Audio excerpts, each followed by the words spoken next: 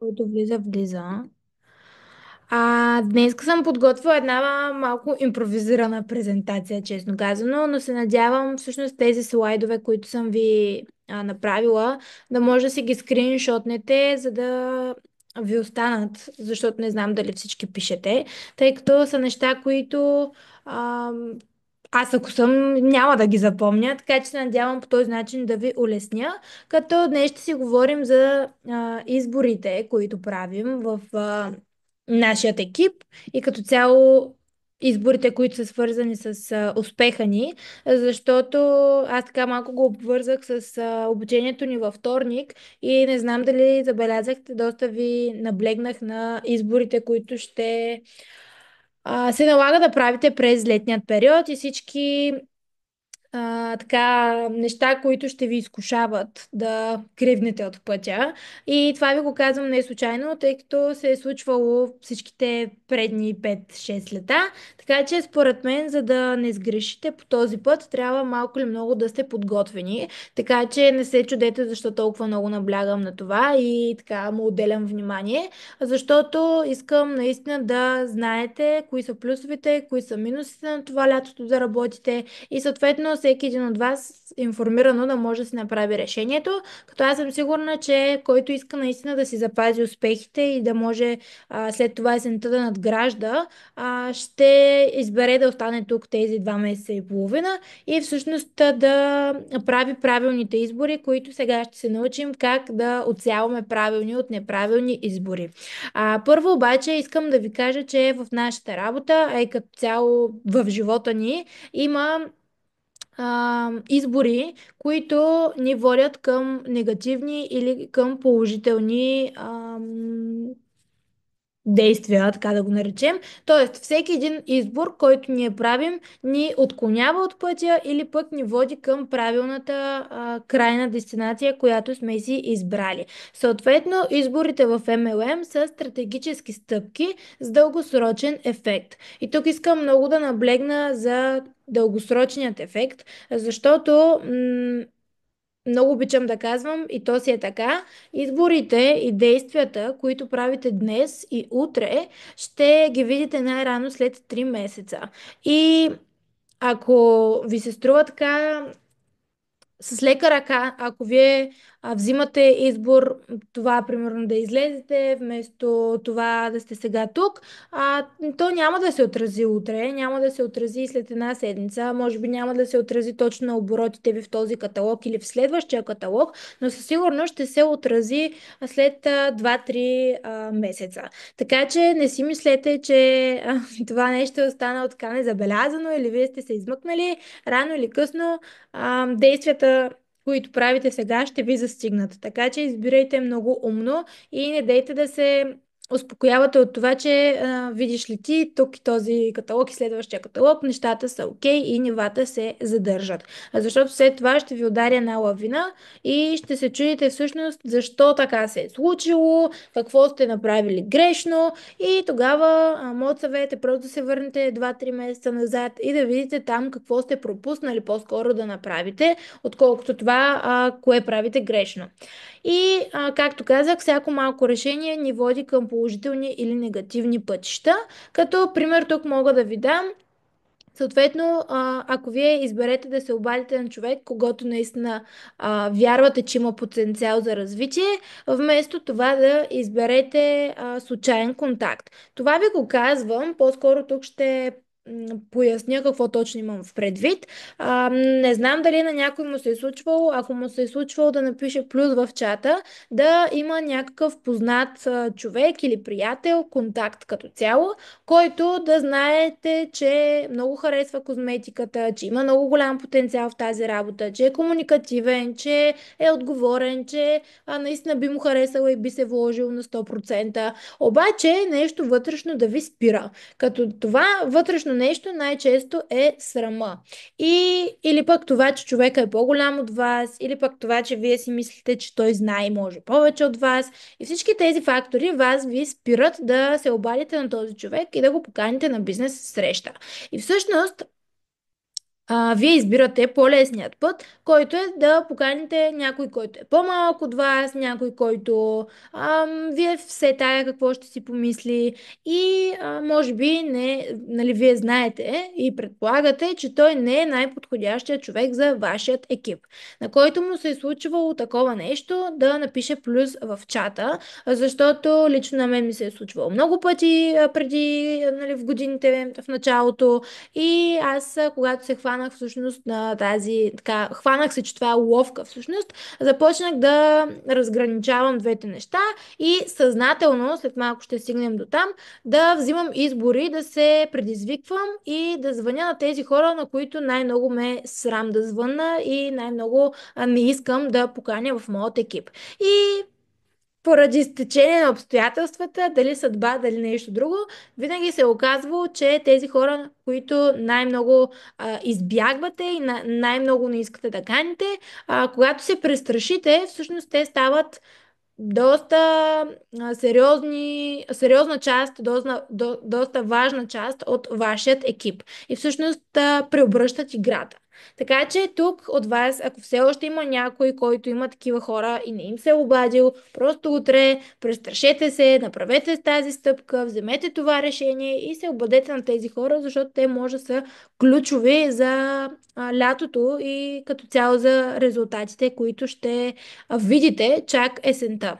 И тук въпроса, който можем да си зададем, за да проверим дали ситуацията е такава, е това действие води ли ме към визията ми. И аз, както ви казах тук, тези хора почти винаги са се оказвали хора, които са помагали на екипа ми, хора, които са ставали менеджери, хора, с които продължавам да работя и до ден днешен.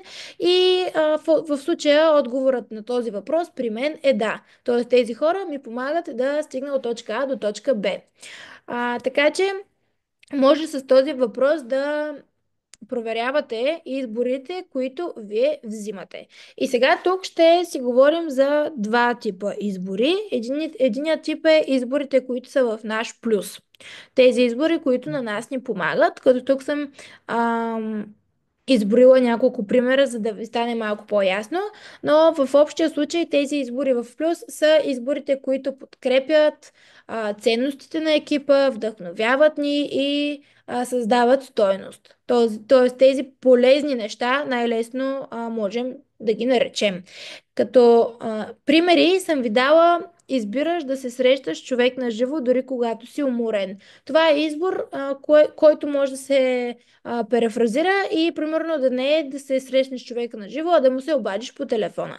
Аз съм сигурна, че ежедневно тук на всички от нас като менеджери, като лидери се чувстваме много изморени или повечето дни в края на деня не ни се занимава, мързини и всякакви други такива оправдания.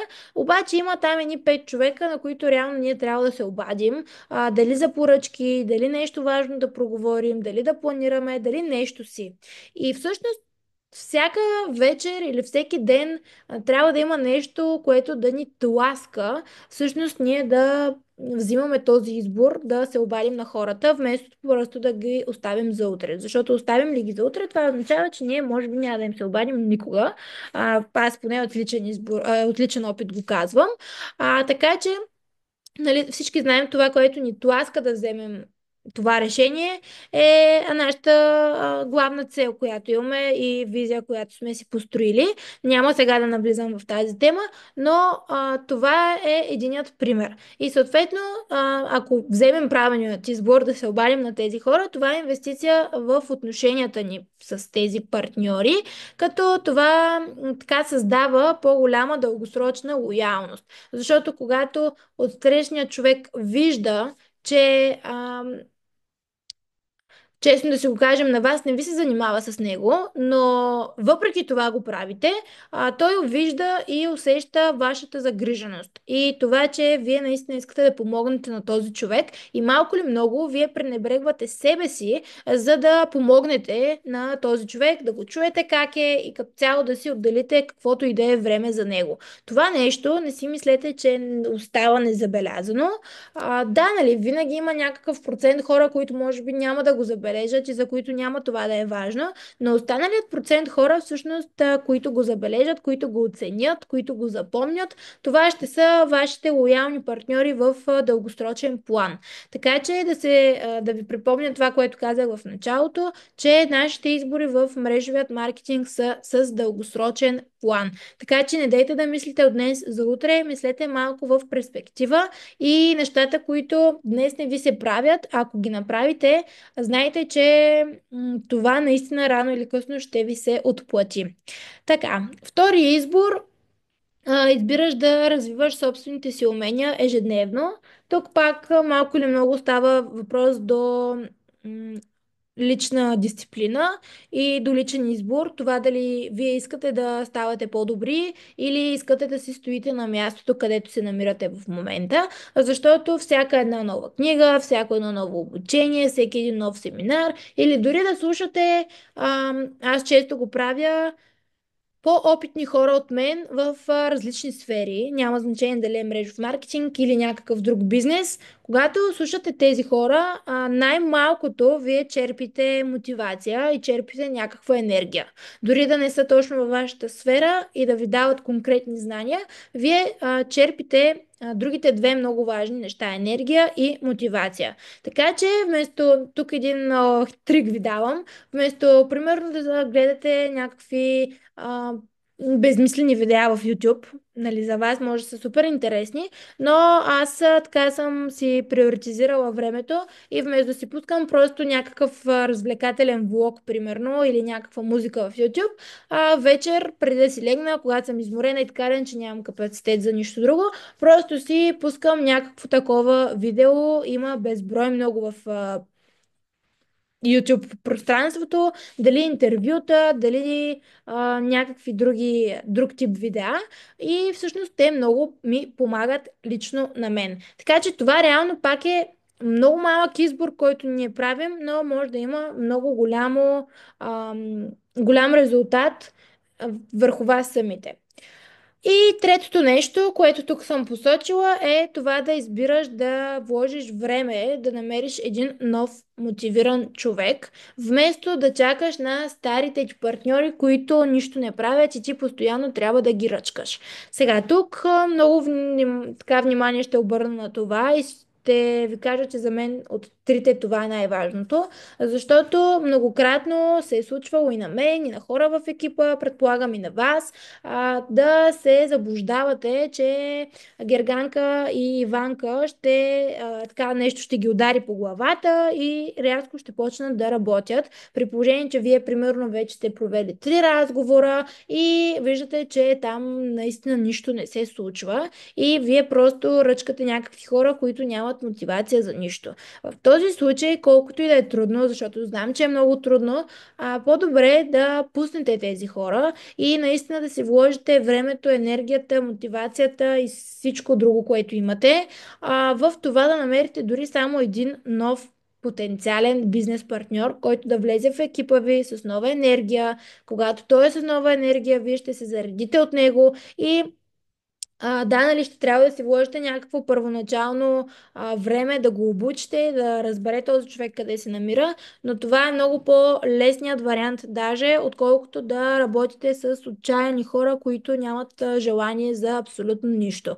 Така че, пак казвам, колкото и да е трудно, пуснете ги тези хора и просто се хванете вие самите, ако трябва, ако няма на кой да разчитате, и си намерете този един ваш партньор, който да застане рамо до рамо с вас и да компенсира всички останали. Защото ако имате 5-6 човека, които втори каталог примерно не правят нищо така или иначе, този един човек може да ги компенсира точно за един каталог. Когато той влезе с желание в екипа, той може да ви организира 5 срещи, че да не казвам и 10, буквално за следващия ден. И да ви компенсира предните 5 човека, от които реално вие сте се отказали. И тук ще ви дам нещо, което аз съм забелязала. Когато вие наистина емоционално, ментално, така искрено пред себе си пуснете тези стари 5 човека, тогава чак ще се появи този един, който да компенсира другите. А ако вие някъде там вътре във вас тайно таите надежди, че тези хора ще се събудят, че тези хора ще почнат да работят, че те все пак някога могат примерно да станат менеджери, защото вие много искате, докато тези неща стоят вътре във вас и някъде там са заровени и вие си ги мислите от време на време, този един човек може би няма да се появи. Така че седнете, кажете си честно пред вас, дали сте ги пуснали тези хора. Вярвам, че всеки един от вас има такива в екипа, защото те са неизбежни. И просто ги зачеркнете от списъци, от главата ви, от ума ви, от всякъде. И тогава на чисто тръгнете да си търсите този един човек. Но всъщност вие тук трябва също да сте мотивирани, защото в каквато енергия сте вие, такива хора и привличате. Така че просто си влезте в тази положителната енергия, където знаете, че ще го намерите, че всеки момент ще дойде буквално чука на вратата и тогава до една седмица аз ви гарантирам, че този човек ще се появи все от някъде. И вторият тип избори са тези избори, които са в наш минус. Това са избори, които са водени от страх, без ефект, но без устойчивост реално. Като тук пак имаме три примера. Първият е избираш да действаш, когато си емоционално разстроен. А, това всъщност е така една уловка, която много хора правим, защото тук всъщност има грешка на презентацията. То трябва да избираш да не действаш, когато си емоционално разстроен. Предполагам, много от вас ви се е случвало да си кажете: оф, аз днес имах много гаден ден, аз се скарах с най-добрата ми приятелка, аз с този се скарах, с онзи се скарах, не ми върви и така всякакви други такива оправдания. Всеки в някакъв момент е в кофти настроение и не му се занимава с нищо и просто не е в кондиция, така да го наречем. Но всъщност, ако точно в този момент вие се тласнете отново и така се бутнете, ще видите, че всъщност вие имате потенциал, за който дори никога не сте предполагали. Това пак ви го казвам от личен опит, защото аз съм се хващала, така че когато, примерно, понеже знаете, че аз си пиша всички задачки за деня и то като цяло за седмицата, и съм се хващала, че когато си отворя календара и, примерно, видя, че наистина цялата ми седмица е запълнена по часове и едва ли не нямам мурдане от нито един ангажимент и аз трябва да ги направя тези неща, все едно ме удря някаква депресия и изказвам: оф, защо нали ми е толкова пълна седмицата? И буквално се чувствам изморена още преди да се свършили и една десета от тези неща. Тоест, дето си вика, то не е почнало още, пък аз съм вече изморена от цялата работа, реално, която все едно съм свършила, което, нали, пак казвам, то дори не е започнало. И всъщност това е уловка на ума ви. И аз, когато, примерно, така, нали, се хвана в това настроение, обаче седмицата, искам или не, тя тече. Нещата се случват, събитията се случват, ангажиментите се отменят, т.е. нали, свършват, чекват и края на седмицата е дошла. И аз в края на седмицата си правя някаква равносметка и си казвам, че всъщност аз не съм се чувствала чак толкова изморена и то не е било чак толкова страшно, колкото аз съм си го представила в началото на седмицата. И всъщност, ам, ето тогава разбираш, че ти имаш някакъв потенциал и някаква енергия и можеш да се справиш дори с многото ти задачки, въпреки че в началото ти си се подценявал себе си. Поне така е в моят случай. Не знам на някой от вас това нещо дали му се е случвало, дали го е забелязвал сам по себе си, но аз съм сигурна, че много от вас са попадали в ситуация, в която примерно имат някакъв ангажимент, дали е работен, дали е някакъв друг и си казват: о, мале, то ще е много гадно, то ще е много страшно, то сега това, онова и почват е така да си мрънкат сами на себе си. И като мине това нещо и си казват: нали, какво толкова сега, нищо толкова не беше. Примерно, като трябва да водите първа бизнес среща. Не знам, аз тогава съм се чувствала по този начин, да ви го обясня по-лесно. Така че, когато изпаднете в някакво такова емоционално нестабилно състояние, не дейте да се вайкате и да се оплаквате и да се самосъжалявате, ами просто се пуснете по течението и оставете тези неща да преминат, да ги свършите, да ги чекнете и си дайте една равносметка в края, дали всъщност е било чак толкова страшно. Защото първия път ще ви е страшно, втория път ще ви е страшно и третия път вече това като се случи, ще си кажете, о, да, аз нали си знам мозъка, той ме вкарва в такива уловки, ама то нали нищо, кой знае какво не е и ще спрете да изпадате в тези състояния. Така, второто нещо, избираш да избягваш трудните разговори с хора в екипа. Това е нещо, което по принцип ние като лидери трябва да можем да правим. Не знам дали на всички ви се налага, но предполагам ви се е случвало да трябва да говорите с някой ваш партньор, малко така да го вкарате в правия път, да му кажете нали, някои неща, които знаете, че на него няма да му се харесат, но трябва да му ги кажете. И всъщност тук пак трябва да направим избор. Дали да говорим с този човек и да си кажем нещата директно, за да изчистим ситуацията и да продължим напред по-добре, или да се правим, нали, че нищо не е станало и да замитаме така нещата под килима и да чакаме удобен момент. Защото удобен момент за тези разговори по принцип няма. И колкото повече време отлагате, толкова по-зле се случват, стават нещата като цяло. Така че тук отново, нали, трябва някаква сила да ни бутне. Не знам дали забелязвате, но във всеки един от изборите, който ние правим, трябва, и то не трябва, то има нещо, което стои зад тези избори, което ни казва вземи този избор или вземи онзи избор. И вие след малко ще ви кажа всъщност как може да анализирате кое е това нещо, което ви бута и да може да го контролирате. Защото в крайна сметка изборите са контролирани решения и всеки един от нас избира кой от двата варианта да избере. И третото нещо, избираш да се да избираш да не следваш собствения си план и дисциплина. Ам, Тук, например, ще дам, когато ни стане трудно, си казваме, нали, примерно сме си заложили да правим по 5 срещи на ден, обаче днеска имаме 3 организирани и другите две ги нямаме. И вместо ние да си спазим плана и наистина да си намерим останалите 2 срещи, си казваме, айде, нали, няма да ги търся, то утре също е ден, утре ще ги направя. Да, обаче, или примерно казвам, нали, утре ще направя 7, за да компенсирам днес. Да, обаче за утре също нямате 7 срещи. И те така малко по малко нещата се натрупват. И в края на каталога, примерно, те трябва да направите 30 срещи, вие сте направили 20 или 15. Защото ето така сте отлагали всеки ден и те нещата, пак казвам, се натрупват. Така че, ако изпадате в този трети капан, това означава, че вие нямате лидерство. Тоест не сте се изградили вие като лидер.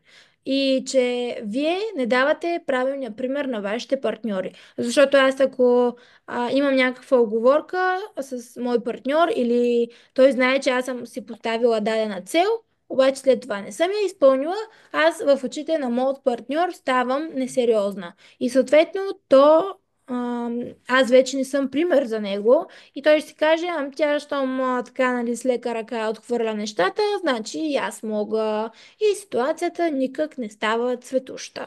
Така че просто вие си спазвайте вашите неща, защото вашите партньори това нещо го забелязват, те ви наблюдават, дори когато вие не знаете, че те ви наблюдават и оттам си правят много изводи, си правят много заключения и много решения за тях самите. Така че това е нещо, което всеки един от нас на 100% трябва да контролира. И тук вече влизаме в изборите в работен план. Нещо, което държа да запомните, защото то е супер показателно за нашия бизнес, за нашата работа. И това е, че 20% от действията носят 80% от резултатите. Вие трябва да намерите тези конкретни 20% от нещата, които вършите, а, И то тези 20%, които ви носят 80% от резултатите. Сега, тук тези 20% може да са негативни, може и да са позитивни. Така че много е важен анализа. Аз много често повтарям РАО, резултат, анализ, усъвършенстване, защото ако вие имате даден успех, вие трябва да го анализирате и да знаете конкретно как сте постигнали този успех, защото иначе няма как да го задържите.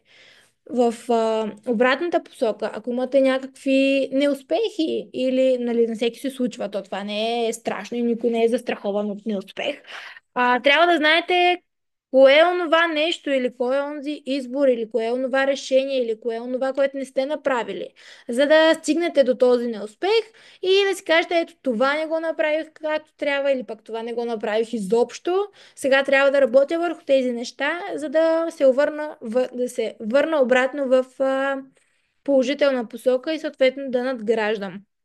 Така че търсете тези 20% и в двете посоки, в негативен и в положителен план, за да знаете кое дава резултати към добро и кое ви тласка така малко назад. Така, избира да се фокусираш върху високоприоритетните задачи, покани, срещи, обучения. Аз много често това тук също спада към работа.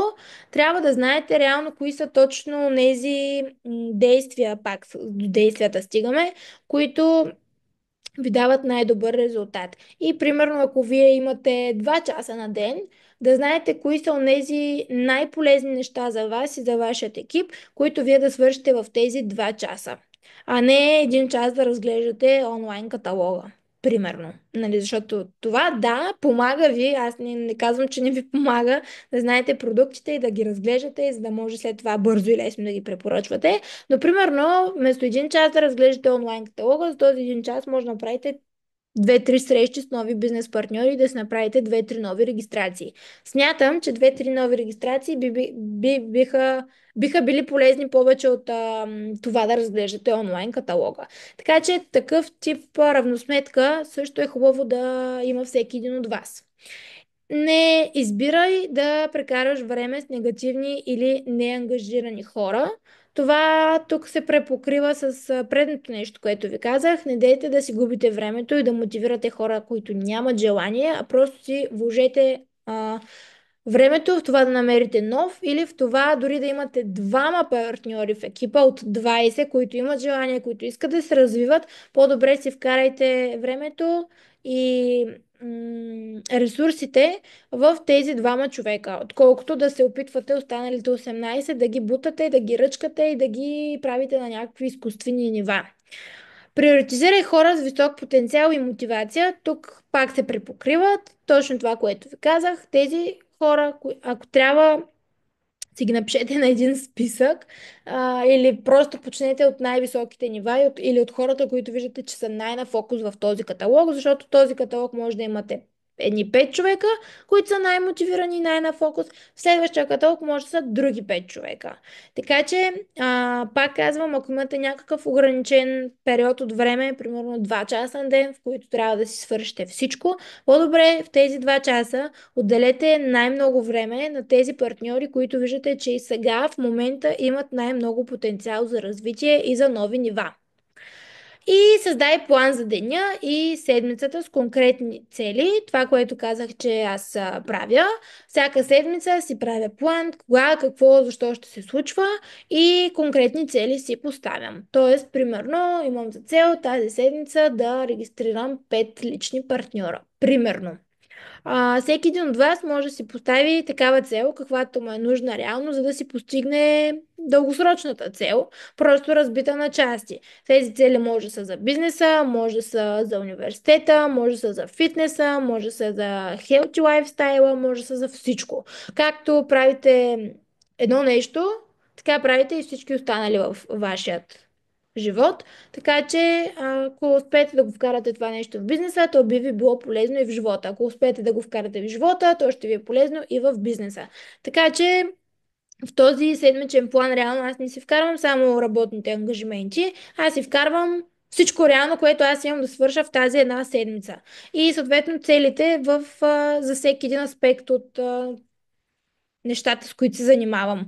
Така че това е нещо, което може да ви е много трудно в началото, може да ви е супер хаотично и да се чуете защо това нещо трябва да го правите.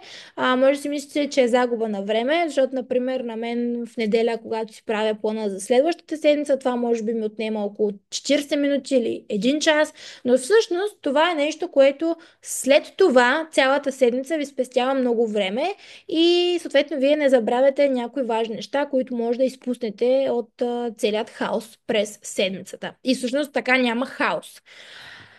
Така, и вече работа с съмнение и демотивация ще засегна като за финал. Само да се приместя, че ми пада батерията. Защото всъщност това е, нали, съмненията и демотивацията са си неизбежна част от нашата работа. Така че колкото и да не искаме да говорим за тях и да говорим само за някакви положителни събития, това е нещо, което върви рамо до рамо с реално и се случва на всеки. Така че винаги ще има съмнения, но аз тези съмнения ги изглаждам, когато просто седна и си направя плана. Плана, в случая тук съм го написала яснота, но всеки един план на нас ни дава яснота.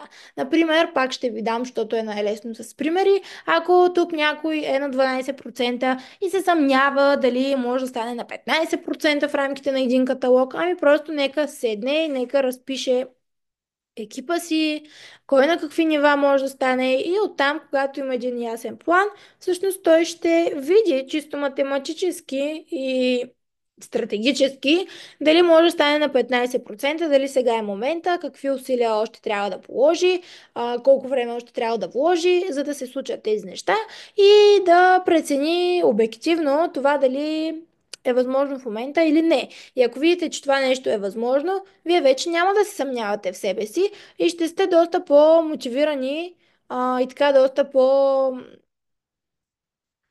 наясно, че това нещо е реално и че това нещо може да се случи. И ето тук стигаме до техниката, която ви казах преди малко за правилните избори. Спри, помисли и избери. Всъщност, много често, не знам дали знаете, ние взимаме решения на база реакция. И то на реакция, емоционална реакция. Например, кой пример да ви дам? Много сме така, срещнали сме се с някой наш партньор, супер много сме се изкефили, много сме надъхани и вече нали, си мислим как ще превъртим играта, как ще качим две нива в един каталог и как нали, сега, ако не стане, то видиш ли ти, няма кога да стане. Сега трябва да се случи.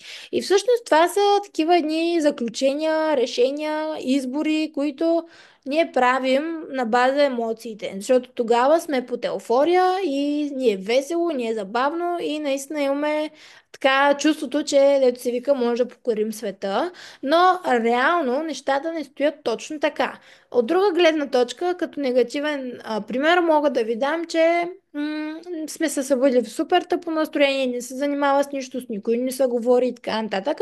И тогава си казваме, оф, нещата няма да се получат, няма да стана менеджер, няма да се класирам, няма не знам си какво си и край отказвам се, примерно. И всъщност това пак е един избор, който ние взимаме на емоционална база, защото днеска, примерно, деня ни целия е крив.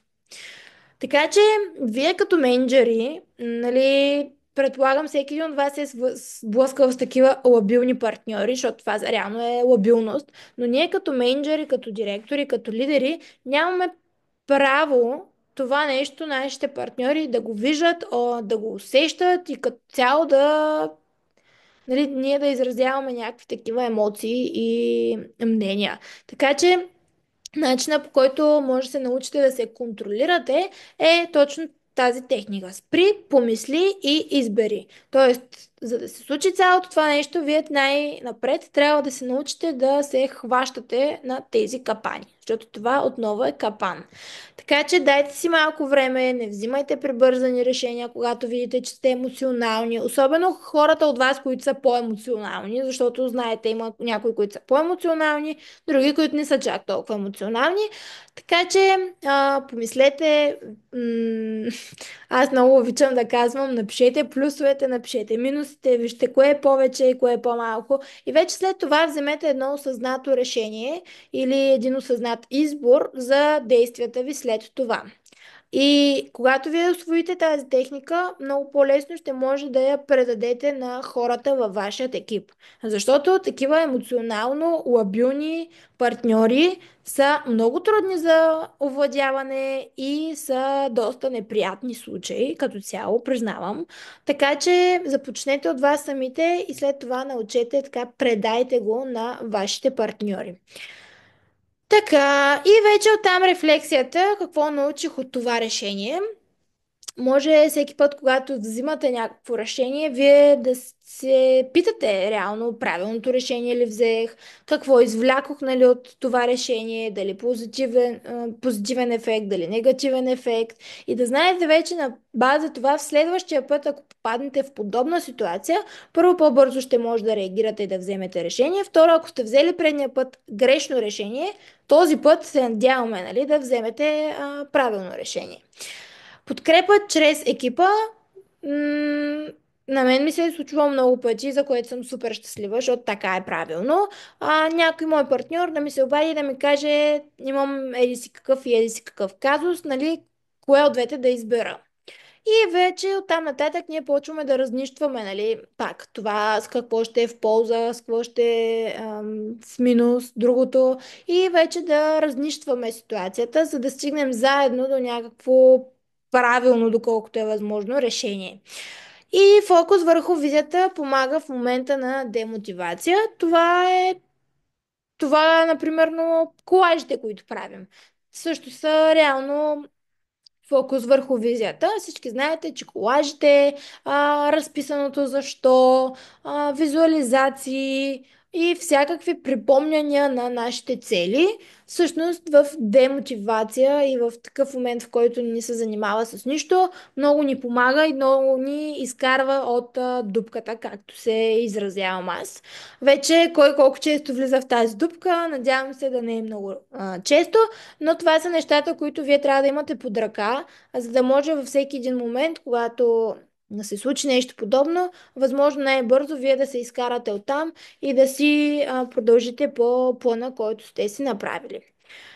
Така че това е главно презентацията днес за избори и за правилни и грешни. Надявам се да съм ви помогнала, защото аз доста често взимам избори наистина рационално, тъй като всички знаят или може би повечето от вас, че аз не съм от най-емоционалните хора, така че това, нали, не е нещо, което на мен ми пречи, не действам много емоционално, по-скоро рационално. Така че тези от вас просто, които са по-емоционални, ще имат доста повече работа в тази посока, но не всеки може да се справи с това, не е нещо страшно. Така че се наблюдавайте, хващайте си капаните, в които мозъка ви вкарва и всеки път, когато трябва да вземете избор, наистина поспрете малко, дори да са 5 минути, по-добре отколкото веднага да вземете някакво пребързано решение. Обмислете това решение и след това действайте. А, така че, главно това е от презентацията. Мисля, че обобщихме нещата накрая. И така, някакви въпроси има ли относно всичко това, което казах?